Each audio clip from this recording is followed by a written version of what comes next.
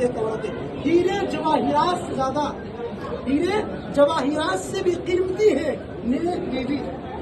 جن کی بیویاں نیک ہیں وہ برابر سمجھ رہے ہوں گے، ان کا تھوڑا سا مسٹیک ہے بیچارے پریشانی رہتے ہیں. اسے اللہ کرم نے فرمایا کہ نیک بیوی مل گئی تو سمجھ لو ہیرے جواہرات کی دنیا کی ساری دولت، ساری کرنسیاں ایک پڑھنے میں رکھ دی جائیں، نیک بیوی ایک پڑھنے میں رکھ دی جائے، یہ بہتر ہے ساری کرنسی سے، سارے ڈائمنڈ ہیرے جواہرات سے. اسلام میں نکاح کی اتنی زیادہ اہمیت بیان فرمائی ہے، لیکن آج ہمارے معاشرے کے اندر اس میں بہت زیادہ افراط و تفریط ہو رہی ہے. آج کیا ہے، اللہ کے نبی صلی اللہ علیہ وسلم فرمایا کہ جو بندہ نکاح کر لیتا ہے اللہ رب العالمین اس کی مدد کرتا ہے.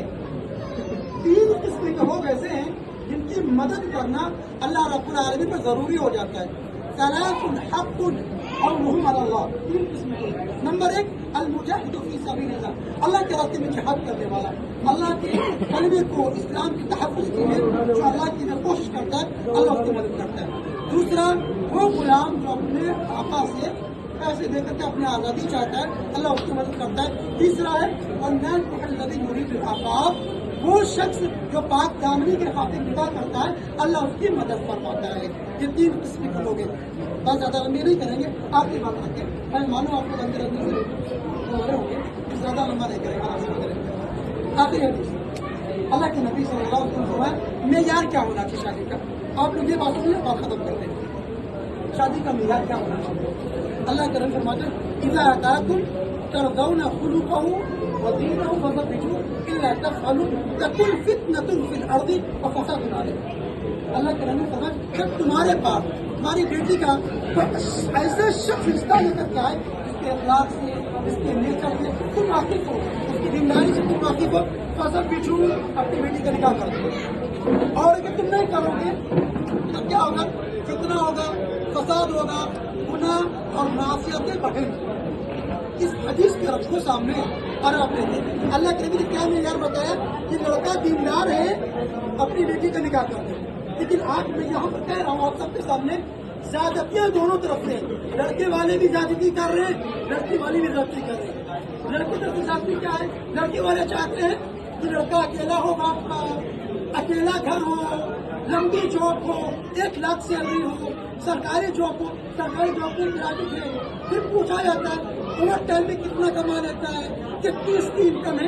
یہ لڑکیوں کی جانتی ہے. لڑکا نیک ہے، وقت گزر رہا ہے، لڑکے بوڑھے ہو رہے ہیں، نکاح نہیں ہو رہی. یہی وجہ ہے.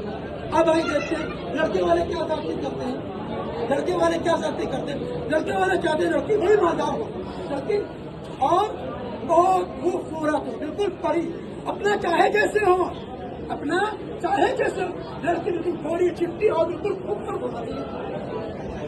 یہ لڑکے والے معیار بنا رہے ہیں. لیکن لڑکے والے یہ نہیں دیکھ رہے ہیں کہ اس کی سیرت کیسی ہے. اور لڑکوں والا کا ظلم بتایا کیا ہے؟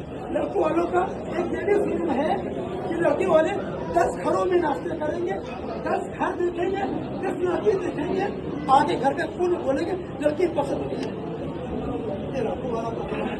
تو لہٰذا دیندار کو ترجیح دیں.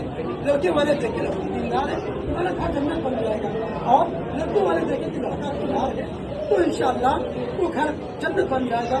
اور نکاح میں جلدی انسان کرنا چاہیے، تاخیر نہیں کرنا چاہیے. اللہ کے نبی فرمایا 3 چیزیں ایسی ہیں جس میں انسان کو تاخیر نہیں کرنا چاہیے. نمبر 1 فرض جماعت کا جب وقت ہو جائے اس میں تاخیر نہیں کرنا چاہیے. نمبر 2 نکاح نہیں، نکاح میں تاخیر نہیں. کہا دیکھو 35-40 سال کے ہو رہے ہیں تب نکاح کرو گے یار، 60-70 سال کی زندگی ہو رہی ہے.